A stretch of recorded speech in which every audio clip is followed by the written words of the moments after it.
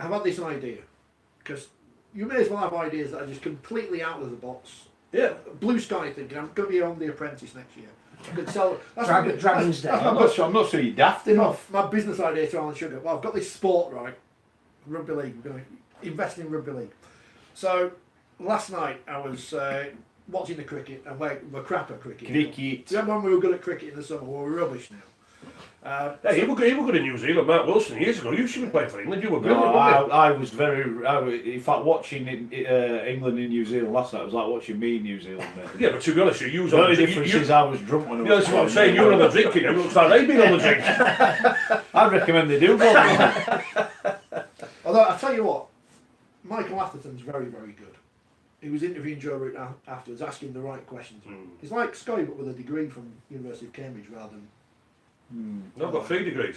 Best album, 1978-79. You know what? The other day I was in the pub. This is the God's honest truth. 3 degrees. Right. We were dancing. We were talking. We're doing the old We were shakes. talking to a girl. The girl behind the bar's got to New Zealand. Yeah. And See, it all links together. and she was like, "Oh yeah." I went, "Oh yeah, I lived there for a bit." Yeah, all right. Talking. She says, "Oh, I'm going to do my masters today. I'm doing this today. I'm doing that today." I'm like, "All right, okay, fair enough." And then the guy at the start of me, he just went. All that goes over my head, he said, I were in plasticine class at school, and I thought, wow, someone else must know Scully. It was just like me said it. He actually said I was in plasticine class. Yeah, because my dad went, what do you mean? He went, oh, well, I wasn't very good at school, so they just let me play with the plasticine. Mum called the rugby ball, made of plasticine. Mr. Jepson's got Sorry, sorry, Rich, go right. Joe Root, yeah. This is a daft thing, idea that I just saw last week, and I thought, this might make sense. You know, we're always looking for new players, new streams of talent. There you go. Correct. Right. In Canada, they've got this thing called Canadian football. It's like American football, but it's actually faster, and the rules are different. And we couldn't play it over here because the pitch is massive, because the end zone is huge. It's like the goal areas at Rugby Union, yeah, but bigger than that. And the goals are in the middle of the pitch. Like, it's the ones that had all that, blah, blah, blah. Watching the Grey Cup final last night, which the Winnipeg Blue Bombers won. They beat Hamilton in the final. And Winnipeg haven't won for 29 years. They're like the Warrington of Canadian. Well, obviously they're not, because they've won it. Well, yeah. Well, they have won it now. It was their year. And they wear blue and yellowy colours and white. Primrose. Yeah. So the CFL, the Canadian Football League, have set up this thing called the International Alliance of Gridiron Football. And I think Rugby League is closer to American football style games than Rugby Union in terms of the way the sport's played.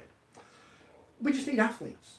We can teach them all the, pass the ball backwards, don't throw it. They've started doing that a lot, and I said this to Phil last week. In American football, there's a lot of rugby coming in, offloading and stuff like that.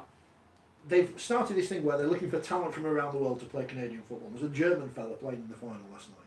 So they've set up this agreement, this organisation, and they've got countries like Mexico, Japan, Britain, Austria, Germany, whatever.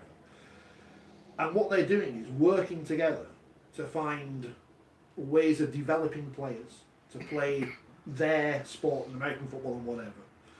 Growing their sport, which is a tiny sport. No one. I'm probably the only person watching last night because I'm a sad idiot. Nothing better to do than watch Canadian football. And find new streams of players to develop pathways into the professional game and make money, which is the other good thing we need to do in this sport. We should be buddying up with them and saying, we think our sport is good, we want athletes, they might be more suited to Rugby League than American football, Canadian football. Phil's mentioned Gaelic football in the past. Yes, of course, they're not going to be halfbacks or whatever, but we might be able to train those people to be forwards. But Rich, we spoke about this last week, right? Pathways into our game, right? And last week I did the lunch at Big House Rangers, and kids now who have been again, it should be abolished, the scholarship in the academy, because it should go back to the Barrel situation at 17, but it's not. So we are where we are with it. These kids are looking for a professional pathway, right? There's not enough games for them, but when they want to play, the professional clubs are stopping these kids playing at amateur level. So how are they going to get better? How are they going to get better? And these kids are only 15 and 16. Last week, Big House Rangers, under 18s, played against Loch Lane. 5 of them, I think 5 or 6 of them are Simon Wakefield, and not picking on Whitby, but it happened at all the clubs, Yeah, and one of them's at Huddersfield as well. They weren't allowed to play, so Brighouse had to play with 11 men, and Loch Lane brought 20. You know, so we're blocking, and when you mention pathways, I speak to many people in the amateur game. The participation levels are absolutely atrocious. But that was one of the things that It's atrocious. we were told. Sport England love us at the moment because all our participation levels are on the up. Well, that's a load of garbage. Well, that is a load of garbage. If you include touch, women's, PDRL, do me a LDRL, do it me a is. favour. Yeah, it is, but that's not sustainable over a in that same level. Also, Phil, that's going to have no benefit on the top line of men's rugby league. But the indication, and I haven't read that transcript. I don't know if everything that was said over an hour and a half is in there. The indication is that the 13-a-side men's game is not the priority anymore. Okay. Well, it's laughable, isn't it? Well, look, I see why they want to build up the other parts. I've absolutely not. I've played a part in it myself. We enjoy all parts of it. But the thing that will allow all those sports, all those parts of the sport to keep going is England and Super League. And getting sponsors, Yeah, and getting big crowds, and getting For superstars. the cream to rise to the top, you've got to put in a lot at the bottom. Absolutely. Do we need a complete overhaul? And I've mentioned this before about having a pyramid system whereby if you are Hunslet Parkside, if you are good enough, you can work your way up. You don't have to spend the money. But as part of that pyramid, here we only have one man at the top, not two like we've got now. We've got two little pyramids that are falling down instead of getting stronger. Yeah. Do we have to go back and say to Barlow, right, we're coming back together, you are going to be responsible for this, but what we're going to do is all these kids till they're 16, 17, like you said, they cannot play, or they can play but they cannot be signed, however you want to do it.